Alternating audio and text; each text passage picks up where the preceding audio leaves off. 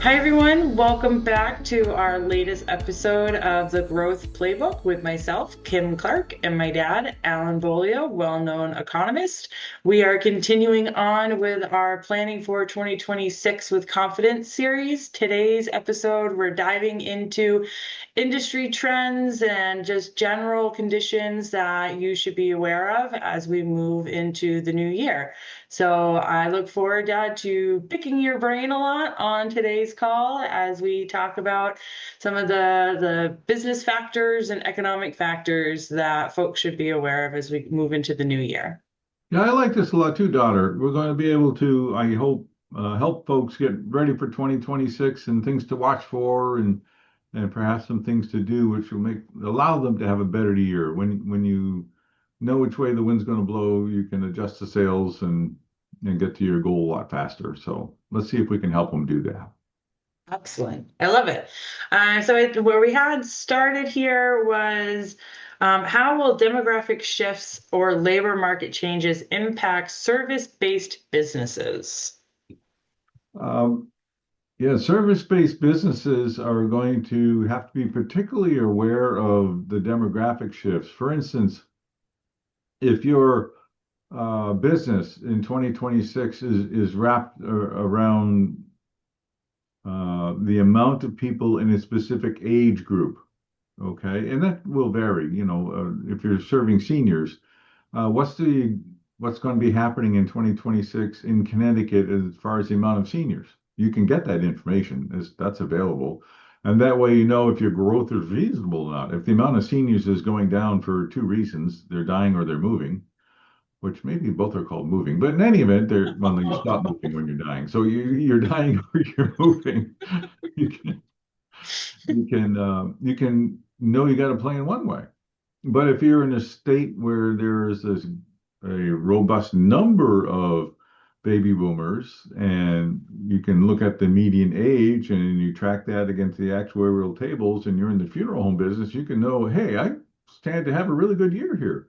Or if you're selling Medicare, or if you're selling to Gen Xers and what Gen Xers want to buy, and the Gen Zs and clothes or opportunities for Gen Zs and uh, studio apartments, whatever it happens to be, you look at what's happening in that demographic in your region, and you're going to reduce the likelihood of you making a mistake. It's when you just walk in blind with assumptions that you're obviously going to make a mistake, right?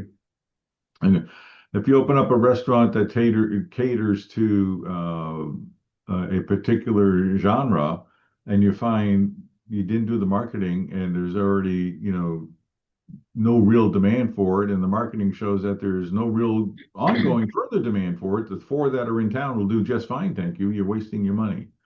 What do people want? And will there be more people there to do it? Or do I live in Mayberry where there's just a static number of people and nothing's going to change? And so you plan accordingly. I'm not going to grow. That's the end of it. Yeah, and I'm thinking about my clients, excuse me. My service-based clients, all but one are virtual. So they can have clients in any state, because they provide virtual professional services. So a couple of them are like accounting, CFO type services. Another one, the other two, I would consider it like professional speakers in specific educational topics. And so for them, where maybe the location, like I could see them targeting certain locations with targeted ads or SEO rankings and stuff like that. So that way they pull up more in those areas that have the greater demographics that they're targeting. Um, but I'm thinking that what other demographics would impact them? So I'm thinking there's a lot of the younger generation moving into those decision-making roles. And so if, for example, the firm used to target like CFOs or controllers, but that used to be a different age group. I would imagine that's probably a younger age group now that has a different mindset than the baby boomers did. And I'm thinking maybe even specifically like technology. The younger generation tends to be more technologically savvy than the baby boomer generation. So I'm just I'm going down a rabbit trail here in my mind, but with all the demographics, like not even just looking at the older generation, what do should people be considering for adaptation when they have to start targeting that younger generation? Uh, I like your point, and I think the fact that there are virtual plays well to the younger generation. That's the younger generation's all in tune with that, and so selling that's going to be much easier because of the shift in demographics that's going on than it was before to the baby boomers or Gen X. So I think it's great example of how being virtual now is and tie that into other changes in the economy, labor saving. Yeah, I'm virtual. I can save you money and I can save time and I can deliver faster and all the rest of that. And you don't really need somebody full time if it's a fractional situation. So you can take advantage of changes in the economy. And the lack of training in certain areas of the economy and lack of skill can be made up for by having somebody fractional, perhaps virtually for sure. We went through that. Looking for talented people in New Hampshire is one thing. Looking for talented people anywhere in the country except New York and California is something else entirely. And so by going virtual, you can hire really good people without having to make them leave their family, their home, their roots, and what makes them happy. Uh, so it works both ways, therefore, right? I can hire a really good CFO, really good for less money than having one inside the house, and probably better than I can get that wants to come and live in Alabama. No offense, Yeah. Alabama, but I've just picked a state that began with an A. Yep, exactly. Um, all right. Any other thoughts before we move? Because we have another question in here that was, what role will global economic conditions play in U.S. growth? In 2026, it's likely to produce, and I think it's overstated, but it is likely to produce more emphasis on the U.S., made in the U.S., a U.S. company, and some onshoring's been going on. I read about onshoring, and I think people make it sound like it's new. It's been going on for 15 years. The pace may pick up a little, but it's not nearly as fast as people think. But you can concentrate on onshoring. Tariffs are a great example because there are companies that specialize in helping importers with managing their tariff reporting because Hmm. that's complicated. I had no idea how complicated it was till I met these people. And it's like, holy smokes. And so they go, yeah, it's like an outside accounting firm. And, they help them with that and they get a fee. So with an uncertain world with tariffs going up and down and sideways, I mean, if you're in that business, you're going, this is a great world. And you just have to be ready to take advantage of it as you go forward. And if you're a company that, for instance, is sourcing from Taiwan, which a number of people do, especially in chips, you could read the most recent announcement from Xi Jinping, who said that he wants to make repatriation of Taiwan to China part of the discussion trade relations with the United States. All of a sudden, if that's me and I'm doing business with Taiwan, I'm thinking to myself, well, I better start finding another source fast. And if it's a crowded supply chain, I better find several of them because I'm going to be low on the totem pole. And, all of a sudden I'm scrambling, right, in 2026. So paying attention to the news and not just fluffing it off because these days things can happen pretty quickly. And if they happen quickly, if you're caught flat-footed, you're the one who has no product to sell, and you're in tough straits. Or you find yourself in a price position that is just not competitive, one or the other. Um, Yeah. it's a difficult world globally because of that. Um, you hear good things about Vietnam. Vietnam has its drawbacks. You hear good things about Eastern Europe. Now they're having some of their drawbacks. I mean, more and more the United States looks like a good place to be and to source from if you possibly can. And I think that would be an advantage going forward if you possibly can is the key there because the United States, listen, I hope everybody's listening. There are people who think everything that we consume here should be made here. That is impossible. Don't think that. That cannot happen. We don't have the resources. We don't have the technology. We don't have the desire to be the raw producer, intermediate producer, and the final producer of goods. It just cannot happen. So get that out of your head. Um, so you pick, all right, we are producing this. I can supply this widget to that end user and to change my operation to start adding this other product that is currently being sourced elsewhere would cost me a couple $1 million. But I look at the market, as long as it's not the automotive industry, I go, hey, I can sell this, and in a year or two, I've got my money back, and I can start selling that. That's a play that works. It begins in 26 and goes on through the rest of the decade. That's methodical. To our previous discussion, it's thought out plan and looking at the trends that are in place. Coming products coming in seem like they're iffy. Can I do this reasonably? Yes. You'll hear people say, "Well, we need more aluminum foundries in this country." And if you're thinking I'll just start an aluminum foundry, it's because you're not in that industry. Nobody just starts an aluminum foundry. It's extremely difficult and expensive to do. And the environmental hurdles mean it's years before you begin to produce anything. So I'm blathering on. But because I get frustrated with people who go, the global onshoring or the things coming out that I hear in the news means that tomorrow there's an advantage. Nothing works that fast when it comes to global trade. Nothing. You start now, and by the end of 26, you may be making some headway, but you're planning for years when you do that. You can be scared witless today, but you're not going to fix the problem anytime soon. It's just not possible. I may have That's drift from your question. Sorry about that, but it's something that I sit on too many airplanes next to people who say things. Why don't we make everything here?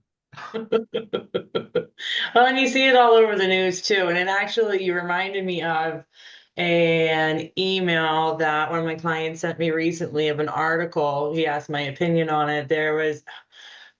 You would know who published it. There was a CEO confidence index report, the latest one Yep. that have been published that said that CEOs are feeling better about 2026 because they expect inflation to go down and tariffs to settle down and not be as crazy as they were in 2025.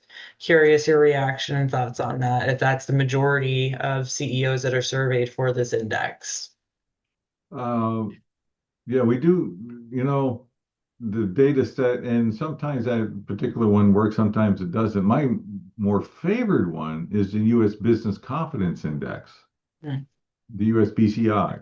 And that's available. People listening to us can Google that and you'll find free sources for the US BCI. And I looked at it just recently for my own sake, and it's going down. So while that one's going up, there's another one going down. Mm. And while it's true about the inflation ebbing for a little bit, um, people make too big a deal out of that. While it's true about tariffs quieting down for now, people make too much out of that because they're not looking at the other side where consumers are going, hey, my food prices shot up. What are you doing? Mm. And now you have the president talking about maybe we'll send $2,000 checks to everybody to help them with their food bills and all that kind of stuff. I go, that's unsettled madness. It's Mm. like, how do you navigate the waters in that world? So for some CEOs to go, hey, things are settling down, I'm going, hey, widen your view. Yeah. That's a really good. My response to him, with my opinion on the article after I read through it, is first, I've heard from you many times over the years that a confidence index is not indicative of what we're going to see in the economy. So that's what I shared with him there. But then I told him from a marketing perspective, I like using the varying confidence indices just because it helps to show the mental state of the people that you're marketing to, which will help form your messaging. What do you need to focus on? So if they're concerned about inflation, let's talk inflation. If they're concerned about tariffs, let's talk tariffs. Like if they're no longer concerned about that and they're now concerned about this over here, then we need to like so that way we can stay relevant and thought leaders in front of them and such. And so, from a marketing perspective, it's helpful to stay in touch with those things, but I certainly wouldn't use it to forecast how my business is going to be doing in 2026. I think that's brilliant. That way it's a relevance and thought leadership, as you said. That's really good play. I don't, as an economist, I'm always about trying to forecast what's going to be, and as you said, they're really not much help with forecasting. They can give added together. They can add to the view of the future. Like looking at corporate profits, they're still high, but they've come down. That's not usually a confidence builder. When you look at the fact that the Fed's going to be lowering interest rates perhaps in December, makes people feel good short term, but they're not looking at that they're going to be raising them in the second half of the year. So you got 6 months of feeling good. Enjoy that. And Yeah, it's special. Again, in my mind, it kind of goes back to that emotional side of things. It helps you see the emotional state of the business leaders, but that's not, I mean, that's helpful in marketing and messaging and tuning your psychology of your messaging to where their mental state is at. But I don't necessarily see it as a leading indicator for my client's business, was the feedback that I had given them. yeah, I agree with you 100%. And as far as getting ready for 26, because you mentioned emotional, which made me automatically think of an unemotional way to doing it. If somebody's business has been tough, leave it at tough, because it could be down, it could be just tough, slugging it out, not producing much for the last 2 years, uh, and they want to just blame the economy, then they should say, all right, then it's not going to be much better in 26. And then they have to challenge themselves. So what am I going to do about it? What nuts and bolts do I need to loosen and change? What other part do I need to bolt on, and what part do I need to take off? Otherwise, you're just going to be complaining about it for another year. And it's got to be fairly quick changes because we're at 2026 and fairly low dollar changes. So we're not talking about building a new facility in Arizona, but what can I do to not tweak because that's too small, but to reimagine what I'm doing so that I can take advantage of things the way they are, because they're not going to be vastly different, which is part of what you would ask me about the the economic conditions and the labor and all the rest of that. It's not going to be vastly different at all. And so look inside your own business and ask yourself, what could I have done better in 2024? What could I have done better in 2025 so that I could have had better results? I love that. I love that. And that's very similar to, I keep mentioning the clients, but it's just because I talk with them every day. A handful of them, having realized that in our conversations and everything else, have really taken an inward look to see where can we improve. And a handful of them have upgraded their talent, their employee base. They've either replaced or added sales leadership role into the organization that they may not have had before, but they have, but it was kind of just set on autopilot. And so they upgraded their person in that role. Or their business development team, that they were not meeting expectations the last couple of years. So they replaced and upgraded with higher skilled sales personnel and stuff. So I've been seeing a common thread across, and that's in professional services and manufacturing. They're really just going in and looking at their sales staff and their biz dev staff, and they're saying, do we have the right process in place and do we have the right players in place? And they're making some enhancements there in preparation for 26.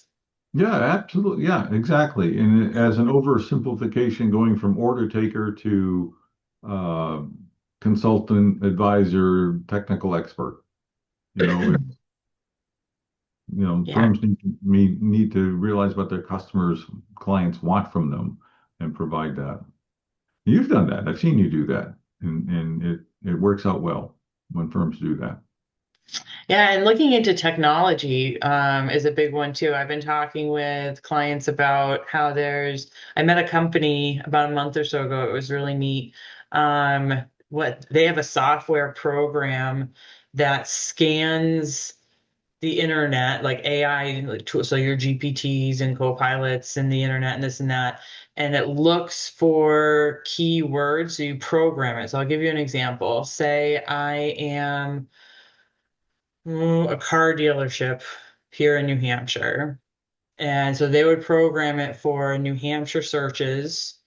So the IP address coming from New Hampshire searches, and the keywords would involve cars, used cars, new cars, like all the different makes and models, this, that, and the other thing. And it's called buyer intent data. And then once it finds these IP addresses and the searches and this and that, it can actually like then search through the system to find related contact information for that person who is searching, and it can form a target list of people in your particular area using AI that have been recently searching for keywords that are related to your business. Wow, I that's was like, cool. wait, what? That Like, is, so yeah, it's mind blowing. A lot of like, so I know a lot of people that right now are using like Zoom Info for contact information and cold calling and cold emailing. But here's this new company that's using AI and it's scraping the systems for this buyer intent data and forming very warm contact lists for you to then reach out to and see if your competitive advantage statements that you're throwing at them is going to resonate with them because you know that they're at their catalytic moment of wanting to make a decision because they were recently searching those yeah, questions. yeah, that's really cool. I didn't know anything about that. Yeah, Uh, it's neat and terrifying every time I go to search something now on the internet. I'm like, yeah. I was recently reading, and I think I was reading it from Scott Galloway's uh, newsletter to make sure I give credit where credit belongs. But it may have been elsewhere, but he came to mind first. Uh, China's way ahead of us in AI race. And if somebody wants to lose sleep at night, just start thinking about that and how far ahead they are. And they now have the largest electric car maker in the world. It's no longer Tesla. And they have a host of problems. I could go through their economic problems, but at the same time, uh, the things you're doing right, and especially with the AI, I thought that can be a powerful weapon. It's a tool in business, but it can be a weapon. And Yeah. all right, so happy Thanksgiving to everybody. Well, they already had it a couple of weeks back, Well, so that's Merry right. Yeah, Christmas. Merry Christmas. Peace on Um, you. yeah, yeah. So let's end on a different thought, a different note. So just looking to next year, because we had all sorts of questions in here, like how will technology and automation impact productivity and employment? I think we touched upon that. Just look for what are the new technologies that are available. Talk with peers, talk with colleagues, go to networking conferences and hear what other folks are finding as successes. I know a lot of my clients are doing that and they're finding a lot of new programs and softwares and companies that are just out there that are getting good results and for lower cost. These are all outsourced type programs that are springing up because of the new technologies that are available, and they're making things faster and easier than they ever were back when I was starting my career, writing blogs now and doing, I was talking to a gentleman about pillar marketing, and I had learned that from HubSpot years ago, but it's so much work, so much easier now because of technology. So just invest in your market position. I guess would be my advice. And in order to do so, know what your market position is and capitalize on that in 2026 to make sure that you can beat yourselves from 2025. Yeah, I agree. And I love what you said about trade shows. You didn't use trade shows, but just I would call them trade shows. Go to the booths And that networking is still a really efficient way of not only meeting potential customers, but learning about what's going on. And without meaning to be, crass or in somebody's face, that means you have to learn to stop talking and listen. And Yes. and when you do that, it's amazing how, veils are parted and you can see things you've never seen before by doing that. And that helps you get ready for 25, I mean, 26 and beyond. All in all, I think we're going to find it's a good year in most industries, and it's going to be a good year for most businesses, but good is not great. And so it's best to budget accordingly and look at your individual services or products and decide how that marketplace is going to be going, which is a deeper dive, which we've already discussed how to do that in the past. So, challenging year. 27, we'll talk about later in 26. But for now, as we end 25, my concern is that because of that confidence index that you were mentioning and stuff, people are going to be overestimating what they can get out of 26.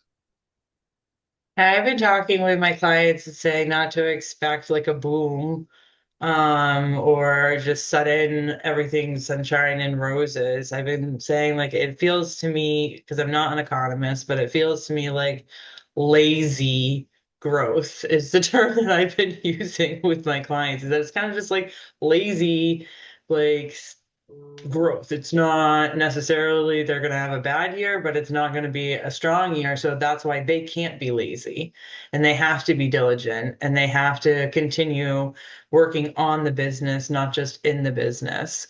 And the more diligent that they are, the more data driven that they are, the more they focus on creating a predictable revenue engine for their business, the more successful they will be and they can beat their competitors during this lazy period in the coming year. Yeah, I agree 100%. Excellent. So yeah, great note for us to end on. We have nothing more to say. Mic drop. My dad That's agrees with it. me 100%. We're good to go. All right. Well, I hope you have a great rest of the day, and we'll talk soon, I'm sure. Sounds great. And I hope everyone listening in was able to walk away from today's episode with some actionable insights for 2026. And as always, please feel free to send us any comments or questions that you might have as you're listening to these episodes. So I hope everybody has a great day. Bye, Dad. Bye.